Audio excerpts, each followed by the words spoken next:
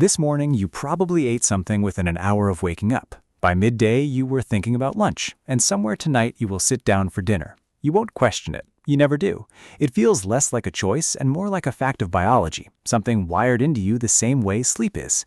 Here's what almost nobody stops to consider. No gene decided this. No doctor prescribed it. Nothing in your body demands exactly 3 meals, spaced exactly this way. What feels like biology is actually a story, and it's a far stranger one than most people assume. Let's start at the beginning. Around 23,000 years ago, on the edge of what is now the Sea of Galilee, there was a settlement archaeologists call Ohalo II. It's one of the oldest hunter-gatherer campsites ever excavated, and the layer of ash and seeds preserved there is remarkable. Researchers found evidence of more than 100 different plant species, along with fish bones and the remains of small game. But here's the part that matters. There's no sign of a schedule, no pattern of morning, midday, and evening consumption. People at Ohalo II ate when food existed and stopped when it didn't. Some days brought abundance, other days brought nothing at all. Eating wasn't a routine you kept, it was an outcome you hoped for. That stayed true for most of human existence until something shifted the ground beneath us.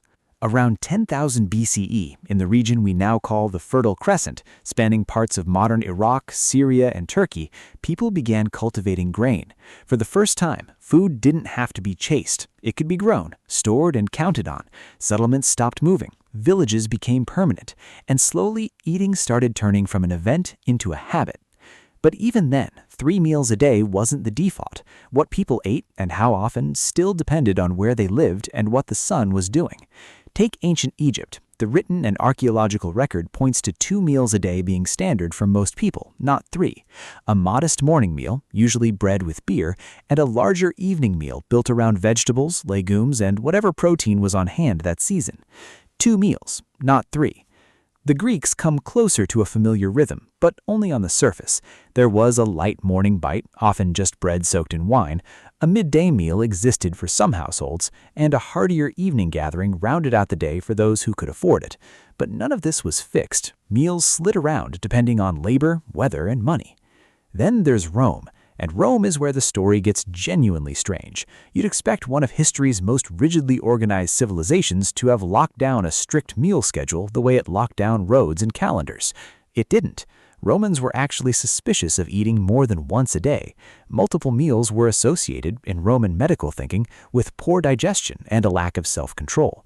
Their real meal, called cena, happened around midday. Anything eaten in the morning was treated as barely worth mentioning, a scrap to get you moving, not a meal in its own right.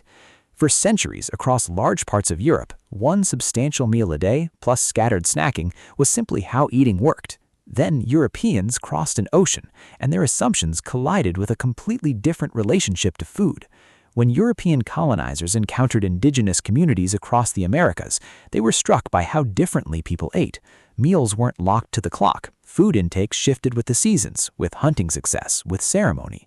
To European eyes trained on rigid mealtimes, this looked disorganized, even primitive. That judgment carried weight, and it fed directly into a broader European push to standardize eating around the world on European terms. So if 3 meals a day didn't come from biology, and it didn't come from any single ancient culture, where did it actually come from?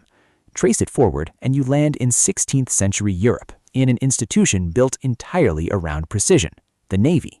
By the 1500s, the British Royal Navy was formally issuing sailors 3 set meals a day, timed to the demands of shipboard labor. A simple morning ration, a substantial midday meal, and a lighter evening portion.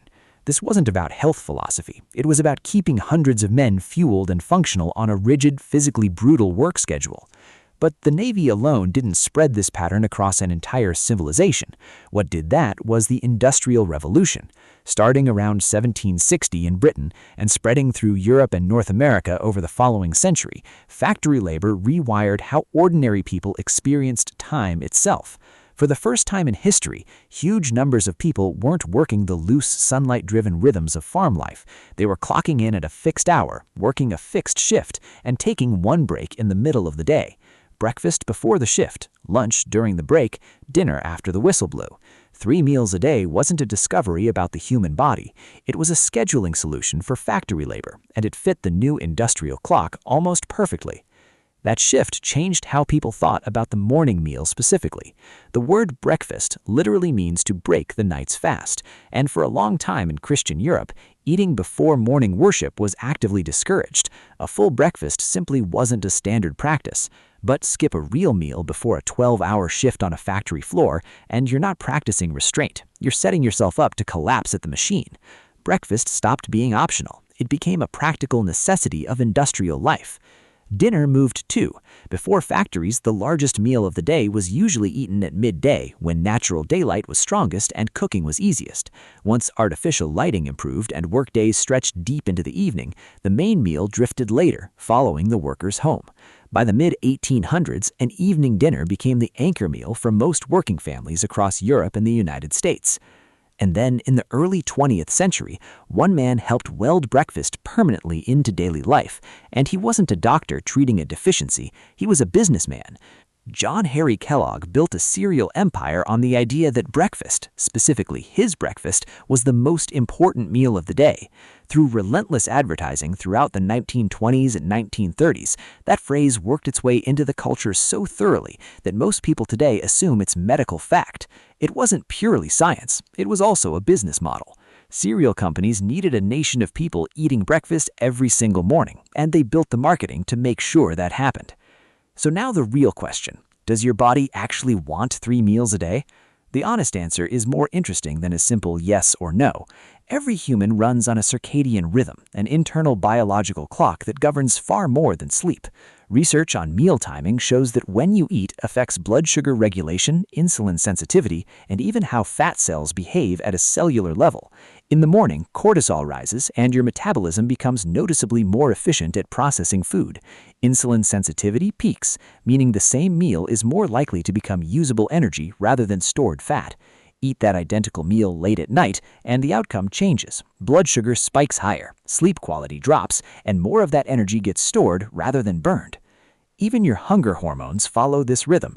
Ghrelin and leptin, the signals that make you feel hungry or full, shift on a predictable daily pattern. Your body doesn't just react to food, it anticipates it, priming itself for meals before you've taken a single bite, a phenomenon researchers call anticipatory metabolic response. What this actually tells us is that the number 3 isn't the biologically important part. 2 meals, 3 meals, even 4 can all work well, as long as most of what you eat lands during daylight hours, when your body is genuinely primed to handle it. The schedule matters more than the count. But biology is half the explanation, because eating was never only about fuel. For tens of thousands of years, humans have gathered around food to build something beyond nutrition: trust, connection, belonging. Long before factories or cereal ads existed, a shared meal was one of the clearest signals a community could send that you were safe among them. Research in social psychology consistently finds that people who eat with others regularly report stronger relationships and a deeper sense of belonging than people who eat alone. Whatever its tangled origin story, 3 meals a day gives most people 3 built-in chances every single day to do something deeply human: sit down with someone else. So why do we actually eat 3 meals a day? Because sailors needed fuel on a schedule, because factories needed predictable shift breaks, because medieval worshippers weren't supposed to eat before Mass, because industrial society reorganized the entire day around the clock, because a cereal company needed breakfast to be non-negotiable, and underneath it all, because human biology already ran on daily rhythms that happened to line up closely enough with the schedule history handed us. 3 meals a day was never a law of nature, but it wasn't an empty accident either. It's the residue of religion, agriculture, war logistics, factory labor, advertising, and human physiology, all quietly pushing against each other for thousands of years until they landed, more or less, on the pattern sitting on your plate tonight. You'll probably sit down for dinner this evening, the same way billions of people have before you. The only difference now is that you'll actually know why.